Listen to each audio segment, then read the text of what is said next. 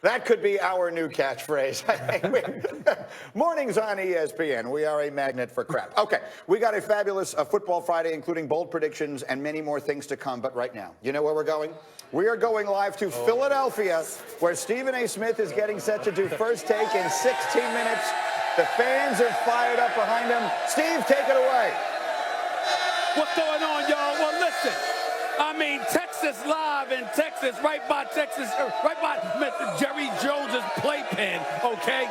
They got this restaurant, Texas Live, and they fill it to the rafters with their Dallas Cowboys fans, thinking they're the best fans in the NFL. No, they right here, okay? The Philadelphia Eagles fans are waiting for these boys, all right? Let's hope the Philadelphia Eagles are waiting for these boys. The Dallas Cowboys, I'm not blind. I know they're the better team, but that doesn't mean they won't find a way to lose.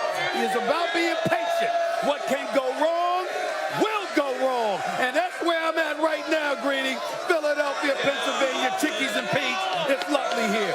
Absolutely It's going to be a huge show. Kevin Hart is going to be on the show today, and Louis Riddick is there. Steve, if you can hear, my one question to you. Which quarterback do you think needs this game more based on his own personal situation? Dak Prescott or Carson Wentz? Well, I think Dak Prescott, because he doesn't have his money. The fact of the matter is he's only making about $2 million. I mean, Carson Wentz signed in the offseason. He's got $109 million guaranteed. Even if he stinks up the joint, the check is still going to come. So when you look at it from a financial perspective, Dak Prescott definitely is the guy that needs this. But he's got the shoulder injury. You know that. And here's the deal with Carson Wentz. Carson Wentz is 7-7. I think Philadelphia Eagles wide receivers have been dropping passes all season long. They need to sit up there and feed Sanders the ball, feed their running game. But more importantly than that, their secondary needs to show up. It wouldn't surprise me at all if Carson Wentz puts up 30 on the Cowboys, but this defense needs to show up and make sure they neutralize the Dallas Cowboys. If they can do that, I think Philadelphia's going to win. I don't think Philadelphia's offense is going to struggle in this particular game. I think the offense will shine. They will show up. They will be ready. The question is, will that damn secondary do the same? And that's what we got to find out. I'm glad we got a cutaway of that one fellow behind you, Steve. Over your left shoulder, I guess it's your right shoulder, but to our left, there's a gentleman who is shirtless with just a fascinating array of tattoos. And frankly, today he's going to be the official mascot of First Take. That show is coming your way. Stephen A., enjoy. It's going to be wild this morning. Thank you. Thank you. Let's go, baby. Okay. Wow. It just all jiggles as he keeps shaking his arm.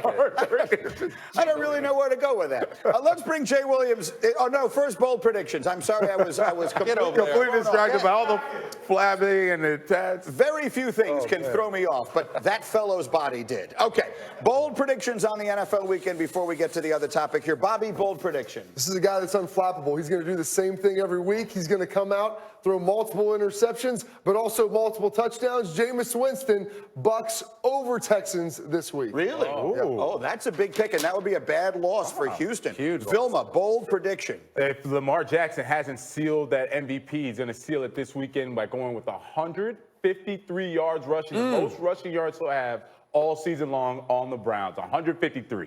He had 152 earlier, so we're going 153.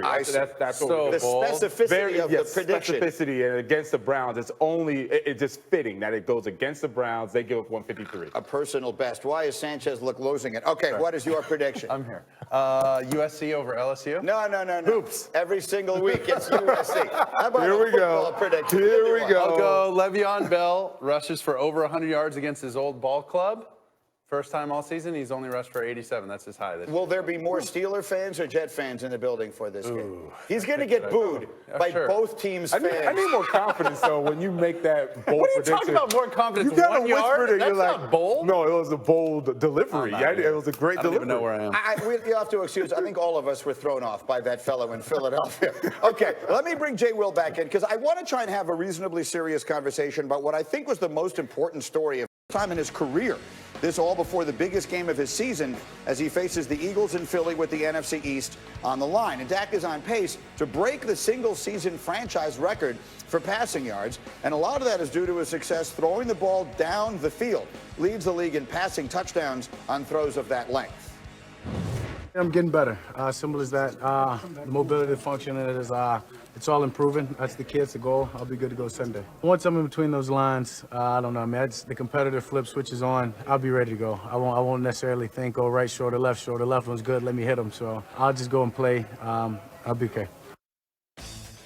So as I was saying, you take a look at the numbers there from Dak, and he's on pace to break the single-season franchise record for passing yards, and a lot of that is from throwing the ball down the field. Leads the league in passing touchdowns on throws at least 15 yards downfield, trailing only Jameis Winston in yards. So it has been a big year, but this could be a big injury, and I want to bring in that man, Ed Werder, who always has more on the Cowboys. Ed, how different has this week of practice been for Dak compared to what he is accustomed to? Well, unlike any other, really, Greeny, this will be the first time in Prescott's NFL career that he plays without a full week of practice. He said he might attempt to throw the football for the first time today, maybe tomorrow. He expects to do a full pregame workout at the stadium Sunday to determine exactly his capabilities. But as you heard, he left absolutely no question about whether he'll be playing when he said, "I will have myself ready to go." Prescott described the pain he's experienced as annoying and nagging, said it's helpful that he suffered the same injury multiple times at Mississippi State and understands how to manage it. Prescott did participate in some elements of practice here yesterday. I observed him mimicking dropbacks, holding a ball in his right hand, stretching it back and over his head. And Prescott indicated, Greeny, that he probably won't require a pregame injection to control the pain. And when I asked if he could work with the equipment staff here to create some additional protection for the shoulder in the game, he said, he actually interrupted me, and he said, I have my offensive line. I have my running backs. I have the guy to my right here, which was Ezekiel Elliott, to protect him from harm. He says that's all he needs. Well, but that brings up an interesting question. In a game that, we all understand it's going to be physical, how vulnerable is his shoulder going out there? Yeah, I mean, that's the thing. It would seem that the Cowboys will have to be very careful with Prescott. And these games with the Eagles are among the most punishing that they play every season. In fact, the only game this season that Prescott has played in which he was hit more often than the Eagles game came last week against the Rams, the one in which he suffered his current injury. To me, the questions about how functional he is, how vulnerable he might be to re-injury, and how play caller Kellen Moore might be limited in his play selection. Prescott brings a uniquely physical style of play to the quarterback position, one that the Cowboys have never really previously had. He has no fear of taking punishment, often seeks out defenders, and is willing to initiate contact with them. Certainly inspires his teammates with that style of play. In fact, I asked Dak about that yesterday, and he said that really creates the aggressive mindset he said he wants with him, setting the example. If the quarterback is willing to take that kind of contact, it creates a sense among his teammates they have to do the same thing and makes everyone physical on offense and really physical throughout the entire team. All right, Ed, well done. Thanks. So good to see you as always. Thank you very much. We can't ask for a whole lot more than this. A huge game, the second to last week of the season. And I've got my crew here, and I've got Louis Riddick in Philly. They're getting ready to do First Take from there in advance of this huge game. And Louis joins us live here. I'll give you the first crack at this. Louis, we just heard Ed talking about Dak's shoulder and the concern for that injury. He's going to play, but you know the injury. You've had it yourself. How do you expect it to impact this game? Look, well, first of all, I think a lot of the passes that they're going to attempt here, probably early on in particular, are going to be a lot of play action controlled type passes, short intermediate passes, the screen game being utilized, particularly on first and second down, just to get a feel for how he's feeling, number one, and number two, to try and slow down the pass rush. You do not want Fletcher Cox and Brandon Graham teeing off on him early, putting him on the ground early, where all of a sudden right away you can throw out the entire game plan. So I expect it to affect it in that way early on. I expect you to get a heavy dose of Ezekiel Elliott early on, and it doesn't matter whether or not he's getting 4+ yards per pop. He needs to carry the football because that plays to the strength of this team, and they need to do it effectively. They need to be productive running the football so they will stick with it. But you cannot put Dak at risk to the point where he can't finish this game. Because I tell you what, if Philly knocks him out of this game, I'm just telling you, emotion's going to take over, and all bets are off. I don't care how depleted Philadelphia's offense is. They knock Dak Prescott out of this game early, it'll change the entire complexion of it, so they need to be conscious of that.